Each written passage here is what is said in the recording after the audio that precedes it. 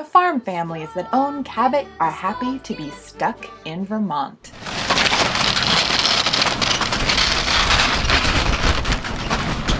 Welcome to Stuck in Vermont, brought to you by 7 Days. My name's Ava Sahlberger. We are here at the Harbor Hideaway on Shelburne Road in Shelburne, Vermont. Hideaway's been a landmark here for a really long time on Shelburne Road, and I remember coming here when I was a little kid. The Harbor Hideaway, which was built in 1941, is being demolished after 25 years of sitting vacant.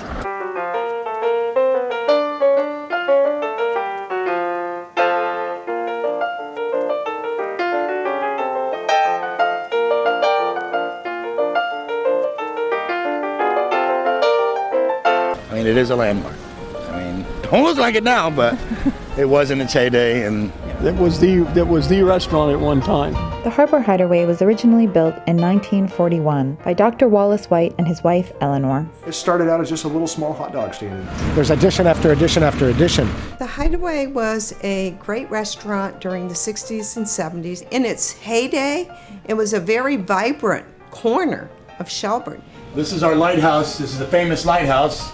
People that didn't know what the name of the restaurant was always used to call it the Lighthouse Restaurant. The man who owned it and ran it had all sorts of memorabilia from all over the world. Doc White, he was great. He was actually my optometrist. Dad was a dreamer and Mom made it all work. His wife, Eleanor, the restaurant was successful due to her expertise and her hard work. Because it was so ornate inside and so special, it became really like the place you take your prom date, the place you take your mom on Mother's Day. Everybody came here.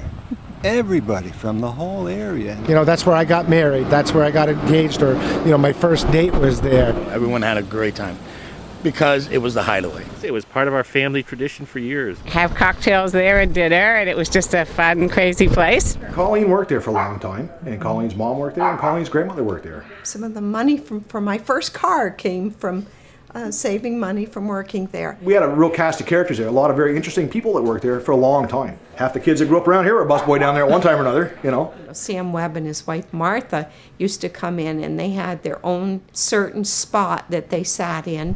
Meeting Katharine Hepburn. Shut up. Yeah. Katharine? Yeah, in Hepburn. here. Yeah. There were a lot of famous people who came through the doors because at that point in the 60s and 70s, there were no chain restaurants. They had London broil. I used to love that. We got one of the original menus where the soup was 20 cents and the biggest steak in the place was $4.50. Their signature dish was the shish kebab. All the drinks had names, and people would walk around in crazy exotic costumes.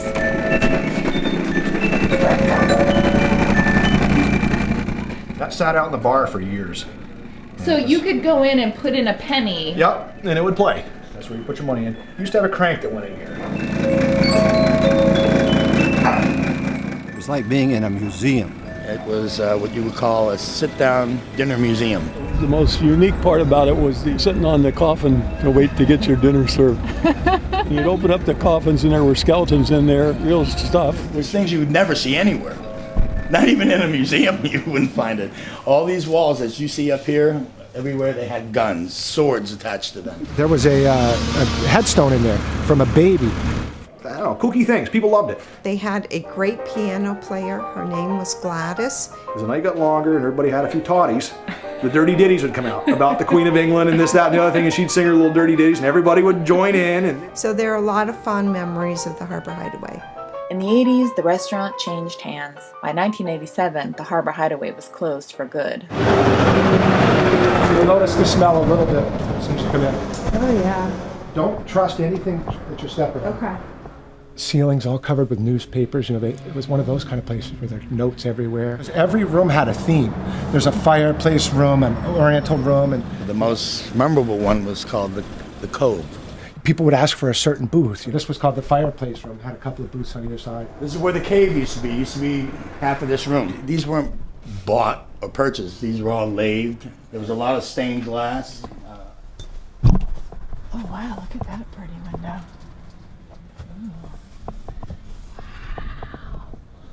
Right here, suit of armor that sat here. This is where the hostess stood. This is all vandalism. Anything you see that's broken in here, that's through vandalism through the years. It went from being a landmark to, I hate to say it, but an eyesore. People would call and say, is that place for sale? What's happening with it? The Hideaway has changed hands once again, and the new owners, the DuBruls, who own the Automaster down the road, plan to turn this spot into a parking lot. Even when we get our proposed parking in here, it's going to be green all out front here. It's definitely time. It's time for something new. It's a pretty historic day for the town of Shelburne because it's been such a real blight on our urban landscape here. I've seen it here a million times. I go down this road every day, and eventually I saw a story in 7 days, and I thought it was fascinating. So I just came by for one last look. Sad to see this go, but also glad to see it go. I'm sorry it has to go down because my memories go with it too. It's the end of an era.